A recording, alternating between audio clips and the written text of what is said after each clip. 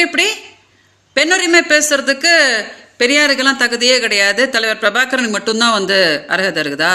Okay சீமான், ஓ வழிக்கே வரேன்டா. என்னோட கேஸில் உன்னை வலசரவாக்கம் ஸ்டேஷனுக்கு வர வச்சுருந்தாங்க இல்லையா? நீ கூட உன் பொண்டாட்டி கூட வந்திருந்தீங்க. வெளியில் ப்ரெஸ் கேட்கும் போது கொள்ளையில் எத்தனை பெண்கள் இருக்கும்போது பழகிறதுக்கு இவ தான் கிடச்சாலாம் அப்படின்னு என் பொண்டாட்டி கேட்டா அப்படின்னு ஒரு மானங்கெட்ட நாய் மாதிரி கெக்க அப்படின்னியே. இந்த மாதிரி ஒரு பெண்ணோட வாழ்க்கையை சீரழிச்சுட்டு இந்த மாதிரி ஒரு கேடுகட்ட பதிலை சொல்லு அப்படின்னு தலைவர் பிரபாகரன் உனக்கு சொன்னாங்களாடா? நீயே ஒரு சொறி நாய். உன்னைய என்னை தொட விட்டது நான் பண்ண பெரிய தப்பு. இதில் உன் பொண்டாட்டி பெரிய ஐஸ்வர்ய ராய் அவள் கேட்டாலாம். அதை நீ சொல்லி என்னை மானத்தை வாங்கினியே. இப்படி தான் பண்ண சொல்லி தலைவர் பிரபாகரன் சொன்னாங்களா? அப்புறம் என்ன சொன்ன இன்னைக்கு பெரியார்? என்ன சொன்ன? நான் இருக்கும்போது என் பொண்டாட்டி இன்னொருத்தி கூட போகிறதோ தப்பு இல்லை அப்படின்னு பெரியார் சொன்னா அப்படின்னா, நீ தலைவர் பிரபாகரோட பையனா உன் பொண்டாட்டி மருமக தானடா? நீங்கள் 2 பேரும் என்ன கேடுகட்ட வேலையாடா பண்ணிட்டு இருக்கிறீங்க? உன் பொண்டாட்டி என்னடா சொல்லிட்டு இருக்கா?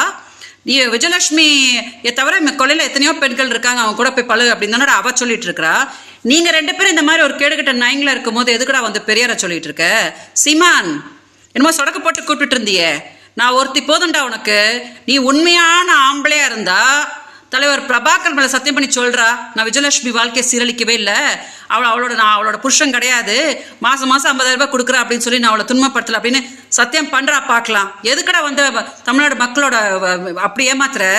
உன்னால பாதிக்கப்பட்டு நான் தான் பெங்களூர்ல இப்படி கதறிட்டு கிடக்குறேன்னு நீ நல்லாவே இருக்க மாட்டடா.